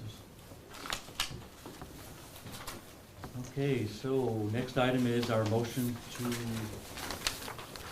enter into executive session pursuant to 1 MRSA subsection 405-6D to discuss labor and contract negotiations with Teamsters Local 340 for the bus driver custodian group. Do we have a second? Second by Abby.